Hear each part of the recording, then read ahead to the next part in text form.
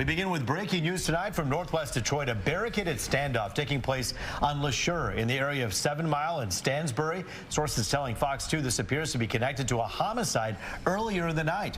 You'll want to avoid this area until the situation is resolved. We'll update this story as we get more information. Outback Steakhouse, known for its Aussie spirited fun, but that spirit wasn't supposed to be in a child's virgin daiquiri. You see, a local child ends up buzzed during a family trip to the popular restaurant. Fox 2's Jessica Dupnack has the story.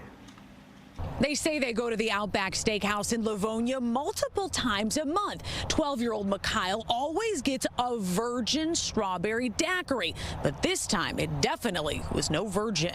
It didn't taste like how when I had it the other times, and it just didn't taste normal. A taste unfamiliar to this 12-year-old. Rum, a few big gulps, then a funny feeling, he says. My head started hurting when I was leaving, and my heart started beating as I was drinking it. Were you a little bit scared? Yeah.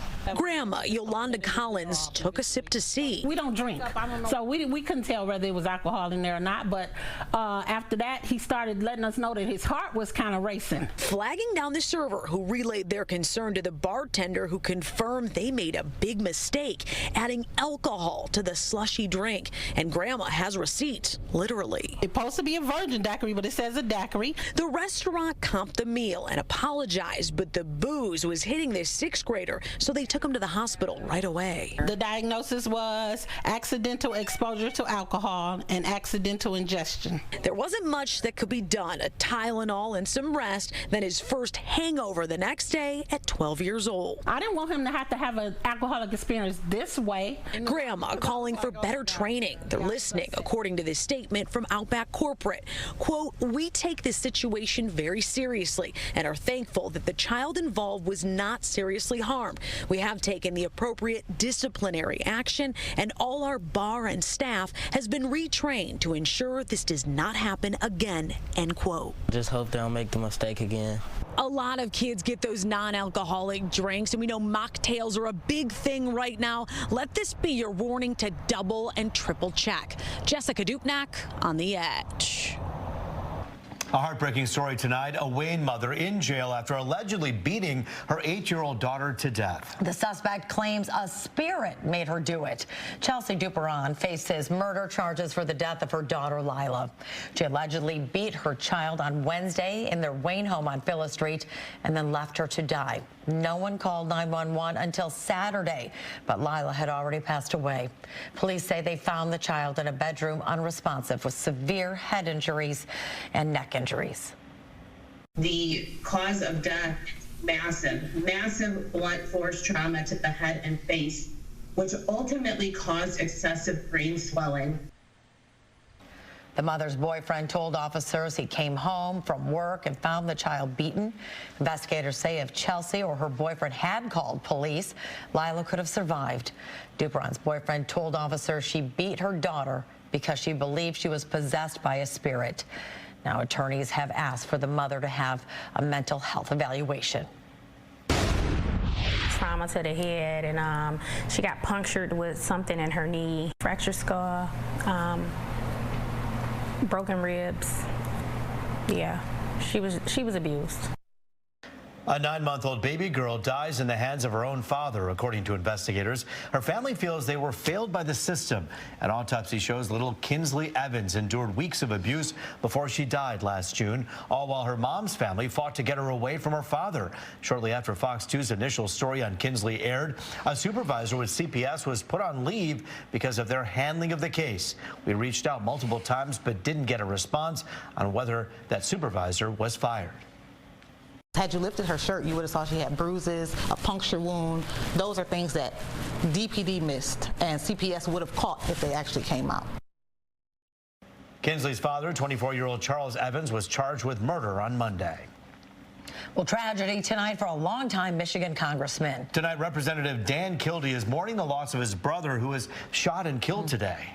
And as Fox 2's Dave Kinchin reports, the victim's own son is accused of pulling the trigger. Yeah, there was gunfire blazing. gun violence striking the family of Flint area Congressman Dan Kildee. His brother, 59-year-old Timothy Kildee, seen here in a family reunion photo, shot dead by Timothy's 27-year-old son, according to Genesee County investigators. I got to witness it because I get up and go to work early every morning. Jason Soper lives down the street from where the shooting happened in a home off Neff Road in Vienna Township. Investigators say it was around 5 in the morning when Timothy Kildee got into an argument with his son. Sheriff Chris Watson says that fight led to the gunfire. And there was a comment made about give me your wallet and your keys made by the suspect, the 27-year-old. And I will tell you that that wallet was found on that suspect's person later on during this tale of violence. After the shooting, cops say the suspect took off in his dad's car, only to get into what police are calling a high-impact crash in Genesee Township, injuring 2 people in another car. The suspect has serious injuries and was transported to Hurley Hospital, where he is in custody but not charged yet. But the drama began much earlier in the morning before that shooting. Now, there's a lot of details to this, but we'll walk you all through it. The Sheriff's Department here in Genesee County says just before 3 o'clock this morning, the suspect came here to Columbine Street in Burton, went to a house, and got into an argument with a family member. Cops say a gun was also pulled before the suspect ultimately ran away. We're told he got picked up by his birth mother to be driven back to his dad's house on Neff Road, where the shooting later happened. While she was driving, the subject jumped out of the moving vehicle. Family members then went looking for the son, but investigators say both he and his father, Timothy Kildee, ended up back at the house where that fatal shot would soon be fired. It's scary. It could have been this house. Could have been any one of these houses. The Congressman's office did release a statement saying that Congressman Kildee is, of course, grieving and heartbroken. They are thanking the public for their prayers, but asking for privacy at this time. We did reach out to Genesee County Prosecutor David Layton to get some information on the suspect, but he says the name is not being released per standard procedure, of course, because charges have not yet been filed. In Genesee County, Dave Kinchin on The Edge. Uh-oh. 7:35, shot fired. Detroit police looking for the suspect who allegedly fired shots at one of their own. It happened around 8 o'clock Monday night on Seneca and Harper on the city's east side. It is the 3rd time someone fired shots at Detroit police officers in a week. It's absolutely ridiculous and unnecessary for someone to take a shot at a Detroit police officer in the course of performing their duties. Overwhelmingly, our community supports us. Overwhelmingly, the community works well with the police department. No one was injured in Monday night's incident. A $2,000 reward is being offered for information leading to an arrest. Call Crime Stoppers at 1-800-SPEAK-UP if you know anything.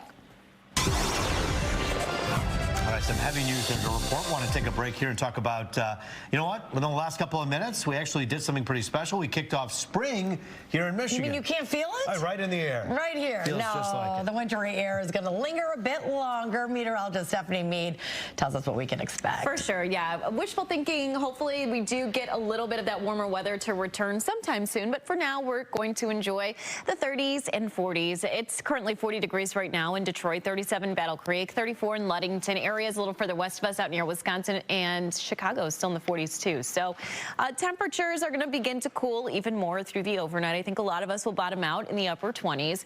Not seeing any precip with us though. Right now that's up near northern parts of the state. Central U.S. not seeing much of anything aside from maybe a few stray showers out near the Dakotas, but that's not going to impact us. What will is that potential for maybe a few scattered light snow showers through the morning hours tomorrow. This comes with a cold front.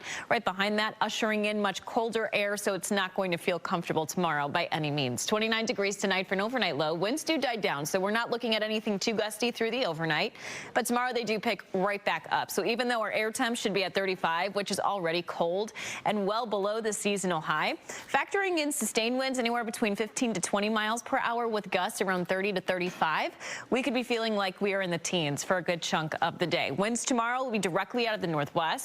Note here that most of us will be anywhere around that 30 to 35 mile per hour mark. Some spots could be clocking in a few select spots, approaching almost 40 miles per hour. And then heading through the day on Thursday, those will diminish. But with the wind gusts tomorrow, again, a lot of us are going to be feeling that brutal cold. So have those layers handy and ready to go. Slight rebound by Thursday, highs in the upper 30s. And by Friday, we're talking the potential for some snow, maybe some accumulating snow to start off early. It's going to stick around through much of the afternoon, should exit during the evening hours. And we're actually starting off the weekend on a dry and most likely partly sunny note. And our numbers rebound nicely, too. So we just have to get through the end of the week.